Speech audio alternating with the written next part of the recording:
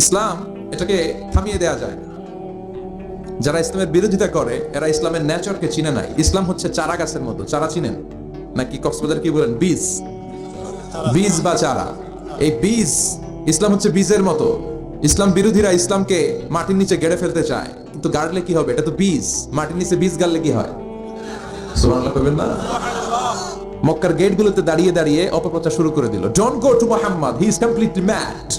পাগল, যেও না। সবার মনে চিন্তা, ঘটনা কি? কে মুহাম্মদ? নাম শুনি নাই। হজ করি আর না করি, আগে এই বেটার কাছে যাইতে হবে। আল্লাহু আকবার।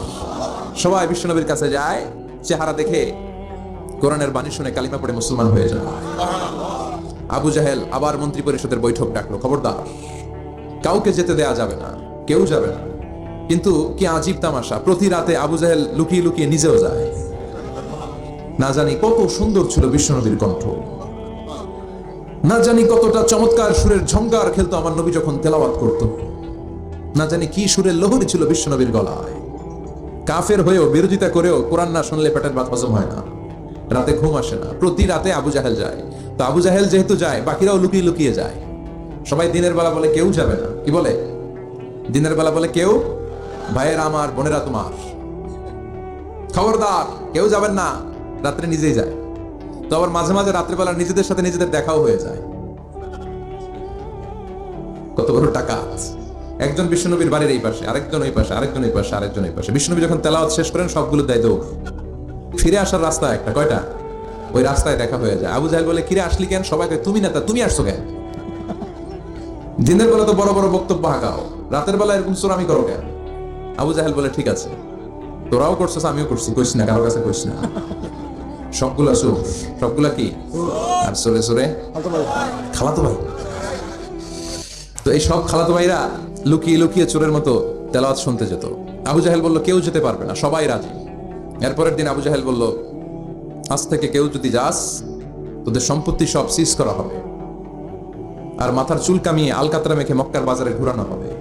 সবাই বলে আমরা রাজি। আবু জাহেল বলে, তাহলে সাইন কর। সবাইকে আগে আপনি করেন। Abu Jahl as a chairman, he gave the signature.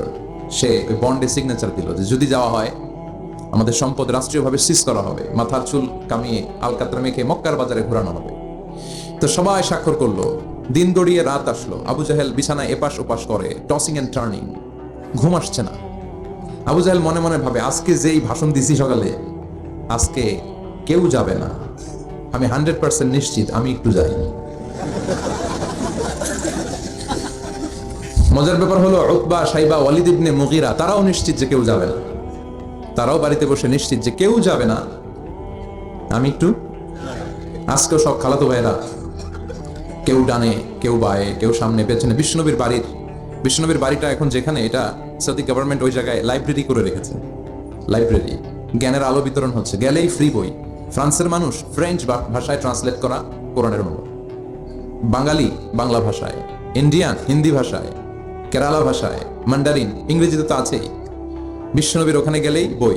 তার পাশে এই প্রাইম মিনিস্টারের বাড়ি, মানে আবু জাহেলের বাড়ি। ওইখানে গেলে ফ্রি দুর্গন্ধ পাওয়া যায়, ফ্রি, কোনো টাকা দেওয়া লাগবে না। আর বাংলাদেশের হাজিরা ওইখানে গেলে সবাই ওইটারে খোঁজে। বাংলাদেশিরাও খোঁজে, পাকিস্তানিরাও খোঁজে, চায়নার উইগুর প্রদেশের যারা, আমাদের সাথে অনেক কিছু মিল আছে। হানাফি স্কুল অফ থট তারা প্র্যাকটিস করে। সবাই জেদ্দাতে নেমেই আগে বলে, আবু জাহেলের বাড়ি কই?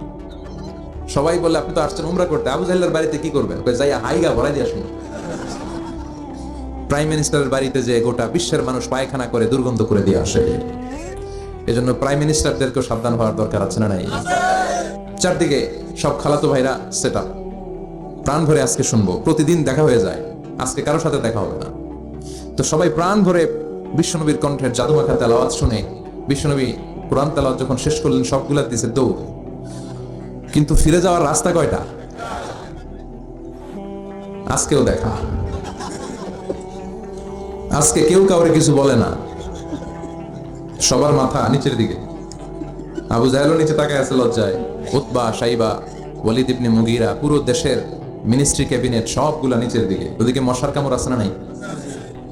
দীর্ঘক্ষণ নিচের দিকে তাকিয়ে থাকার পরে আবু জাহেল কয়, চল, যা হইছে হইছে, যা হইছে হইছে।